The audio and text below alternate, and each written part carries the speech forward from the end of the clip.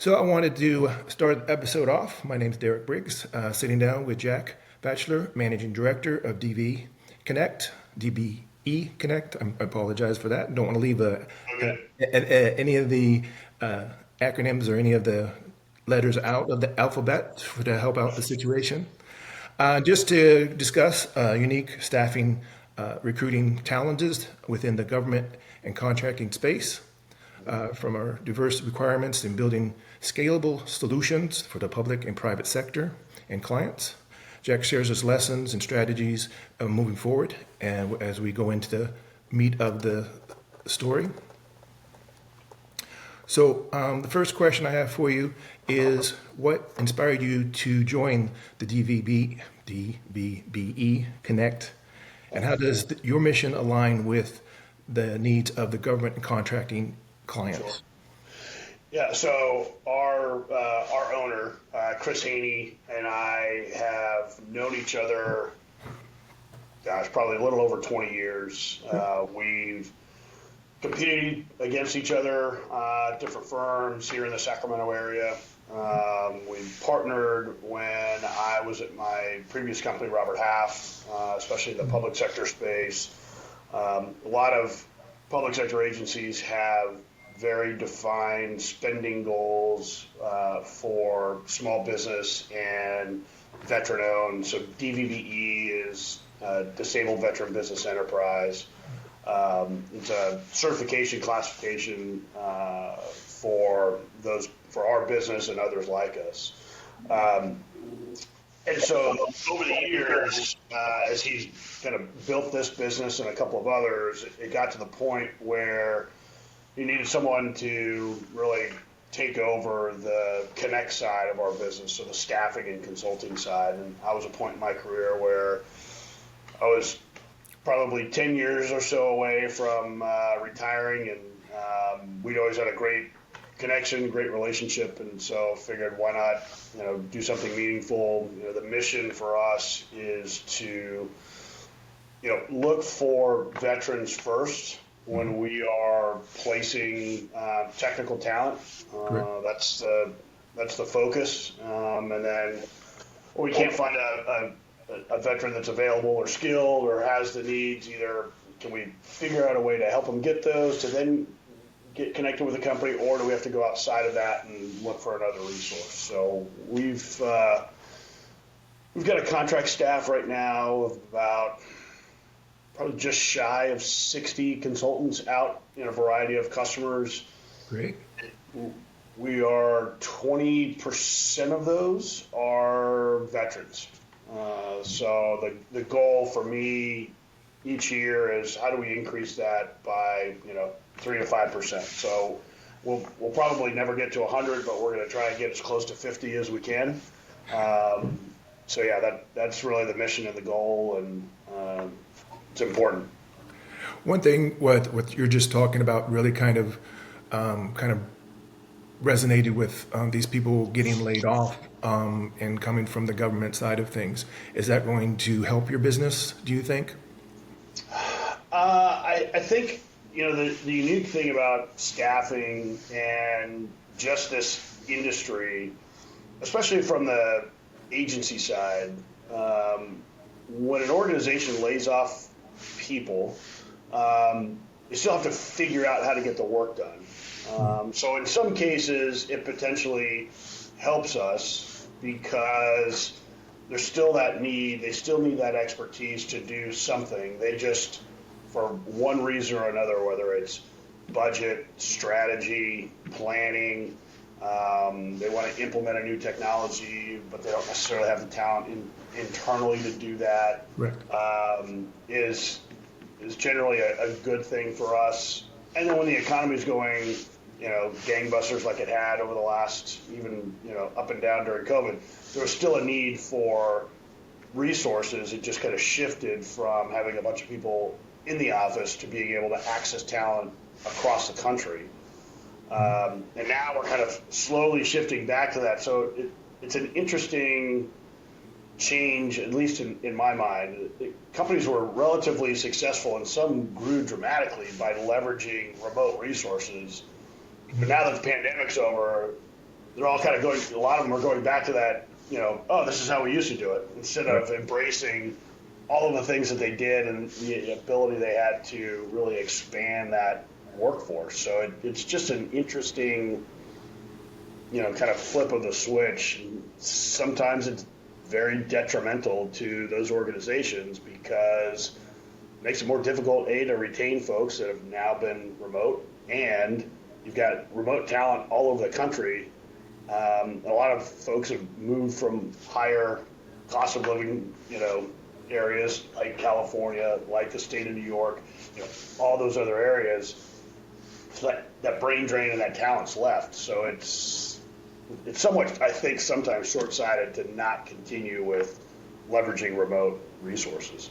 Okay.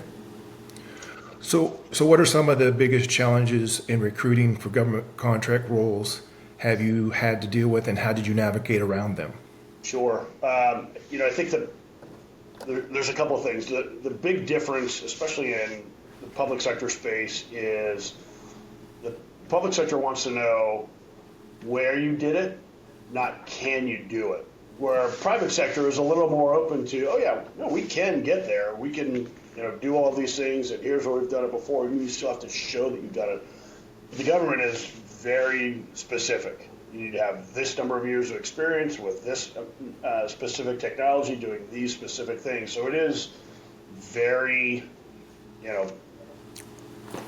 very explicit and specific on what that talent has to have and where they've done it. And in some cases, it makes sense. They've got a very specific task, a very specific project that's got to have a lot of those nuances. But there are times where that expectation of, well, you've got to have 15 years and you have 10 of this and 7 of that, and it's got to be a project the size of, $5 to $7 million, or maybe it's got to be 10. So sometimes the parameters are a little bit out of bounds for what the available talent is.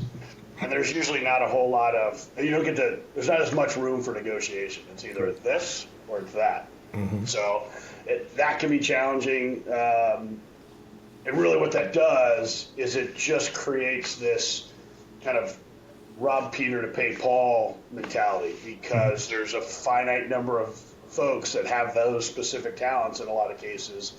So they'll just jump from one project, then go to another agency, then go to another one, and then go to another one. So you're not necessarily always bringing in new talent. You're just kind of recycling the same folks. Mm-hmm. So that pool gets smaller. Yeah, I agree. I can hear what that's totally true. I know exactly what you're talking about. Yeah. Been there, had to do that. Yes, so I agree. Yeah. So how does DODVBE status give you a competitive edge, and what advice do you have business seeking individuals to suppliers and so forth?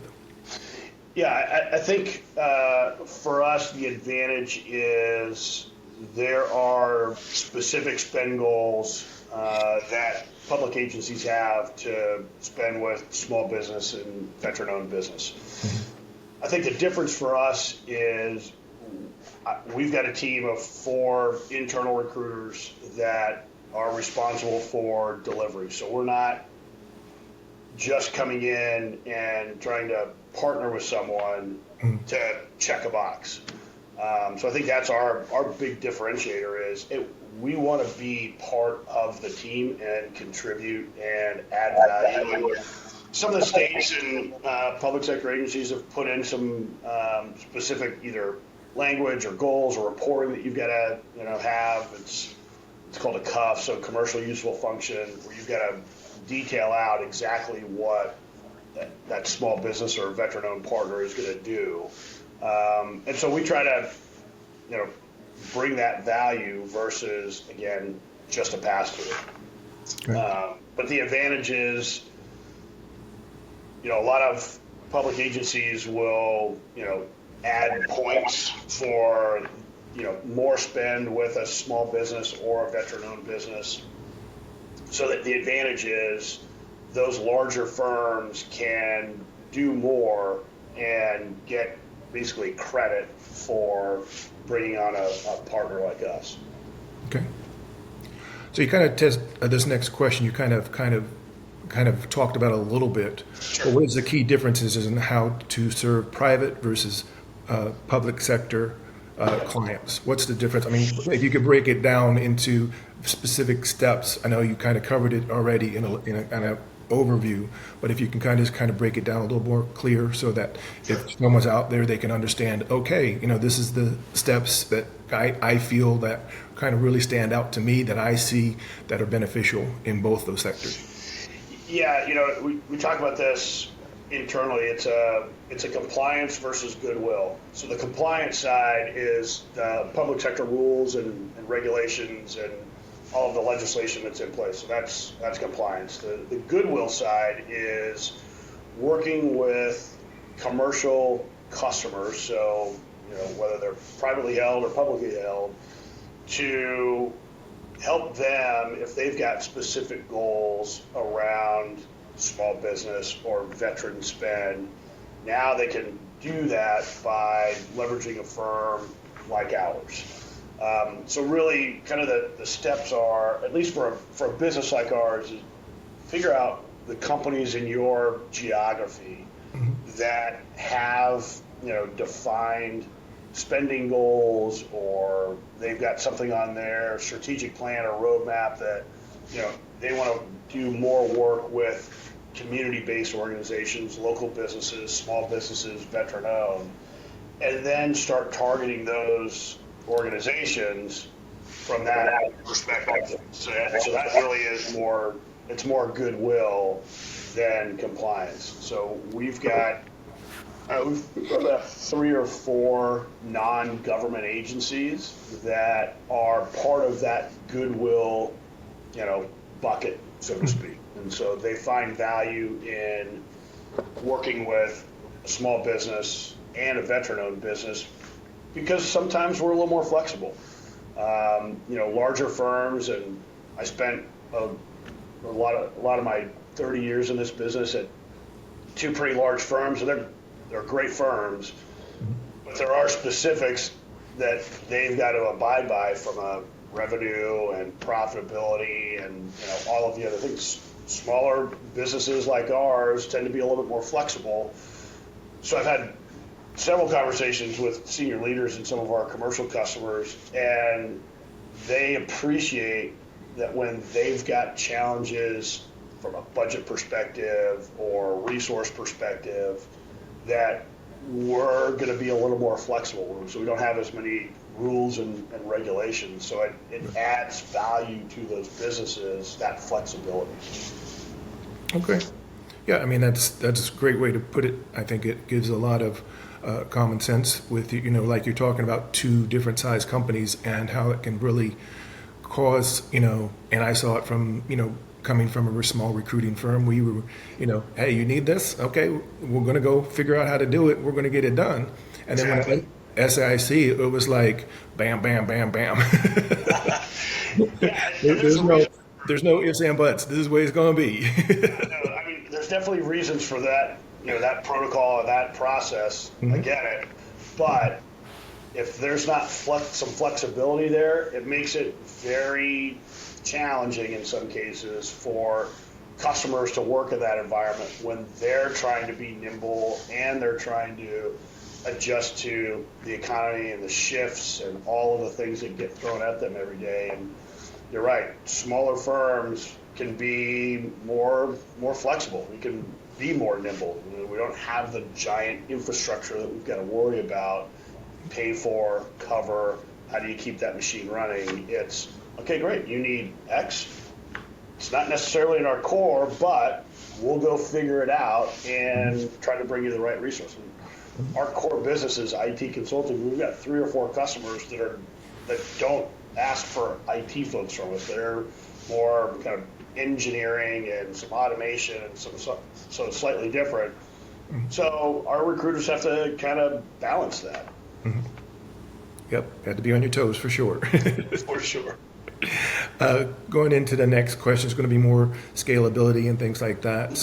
So what tools, systems, or principles have helped you scale efficiently while maintaining compliance? Sure. So we've got a vended CRM tool that we use for both applicant tracking and business development tracking, job orders. And the tool is like any other tool. It's only as good as how you've set that up and the process that you have in place. So when I got here, the team had already been using this tool, but really my job in the beginning was let's figure out how to leverage all of the features of that tool to really try and make our recruiters' lives and our back office folks a little bit more, I hate to say the word efficient, but less, I guess, less cumbersome of, okay, I've got to go to this place to get this and this place to get that and that place to get that. So what tools are available or what features are available in the existing tool to help streamline that? So I think, again, regardless of the tool, it really starts with a good business and recruiting process, or a really good defined process. Mm-hmm. So if you define that process and then figure out how to leverage the tools and features for whatever system you're using, you're probably going to be better off. And I think as we expand, probably in the next 18 months or so, and when I say expand, meaning looking to probably hire another, account manager, someone that has got, past staffing experience that can go and help build our book and really diversify our book. And then that salesperson will probably lead to needing to hire another recruiter. So we've got to look at, is the current tool set that we have going to satisfy that? And it probably will. And then what training do we develop to make sure that those people are onboarded and then they kind of follow along? And it makes it, more efficient for them. So you were talking about CRM and everything like that. I'm going to move into, of course, a little bit of what I focused on here. And how do you see AI automation playing a role in staffing moving forward? I mean, you said you're going to be bringing more people on. How do you see that helping your people, your recruiters, because it's going to do that as well, but Sure. also helping that new person, that salesperson that you're going to be bringing on? How do you see that enhancing their book of business or how they do their business? I'll say. Yeah, I think there's some great advantages, and we've done this a little bit recently. To you get a job description from a client, and usually you get the kind of standard human resources version. It doesn't necessarily always speak to everything that customer needs from a skill set perspective. Great structure. It's got all the legal things in it. It's all of the things that you've got to have there. But leveraging AI tools to then be able to input all of the things that came from that discussion with that hiring manager of, okay, Jack, here's what I need. They've got to have this particular skill set. Number of years is one thing, but they've got to be able to do these 5 to 7 things. So we'll leverage different AI tools to kind of blend those together to come up with a very simple, concise script of, okay, here's what we're looking for, but now what are some of the kind of questions that our team needs to ask potential candidates? One, to make sure that they have that skill set, and then 2, what kind of answers should we be on the lookout for that aren't that are more fluff? Because our folks are technical enough to get by, but leveraging those AI tools to help make them better screeners has really been a big difference for us. And the CRM tool that we have has got some AI functions in it to be able to go and not just parse through someone's resume, but be able to go back into the database and pull folks out. And I think as those tools continue to grow and expand, we're going to be able to leverage that even more to find that kind of lost candidate that is in that database. You're like, oh, well, wait a minute. What happened to this person or that person? And then they pop up and the tool finds them like, oh, well, based on, kind of their career progression. And I think that's the big thing. You've got aging resumes that are in there, but now technology has changed so much.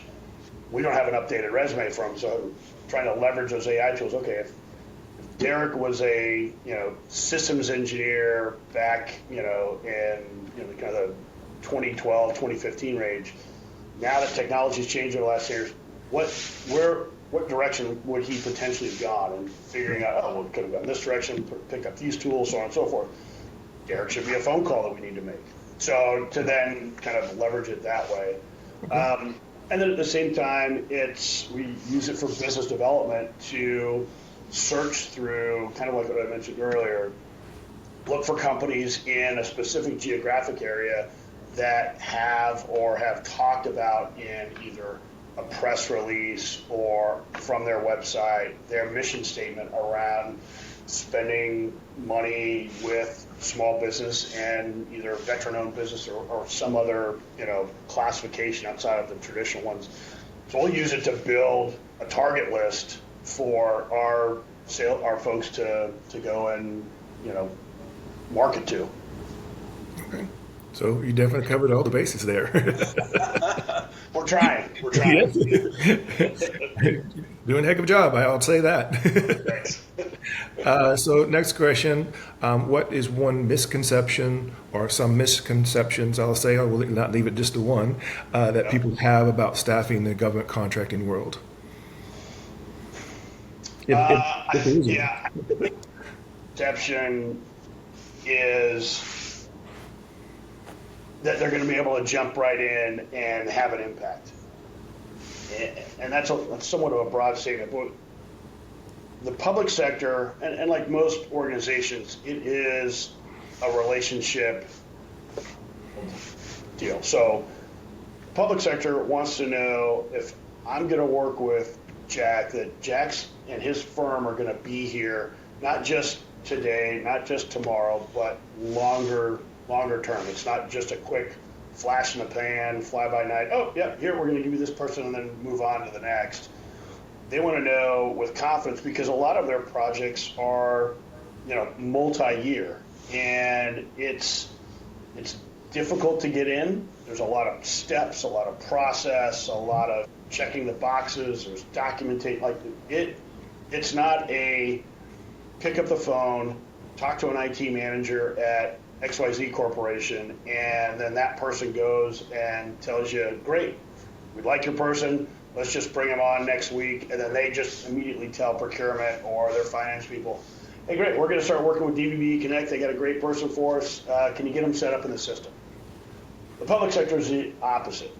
You've got to get into the system, you've got to go through procurement and the finance folks first, and ultimately try to understand those contracting vehicles, because more often than not, the IT leader or business leader in that particular business unit, they don't know the contracting rules. They don't know, how things happen. So you're as much an educator to them, which is also of value, because they don't have the time, nor the energy, nor even the desire. It's I don't know, call Derek in procurement. They figure that part out. This is what I need. So if you figure that out, and so you do yourself a favor by doing a lot of that legwork up front, to then be able to tell that customer, hey, here's your process. Here's who we've talked to. Here, it's kind of that check the box of validation that you are who you say you are, and you know what you're doing. That's one of the big differences. Is it just takes time, and it shouldn't be all of your business, but it should be a part of it. Just like anything else, having a balance. Mm-hmm. I agree. I mean, and I've spoken to so many of those managers or project managers and said, I need so-and-so right now. I need them yesterday. I'm like, okay, you're going to have them in about 4 weeks. Okay. Right. And that's the difference. Someone doesn't just show up on Monday in the public sector. There are steps, and for good reason. I mean, government's mission is do no harm, so they don't want to just have a load of everything.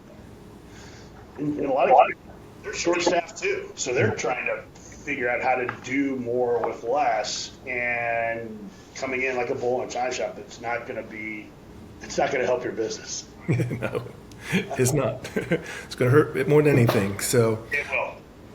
that's all the questions I have. Any input you'd like to throw out there? Any final words before we close this out?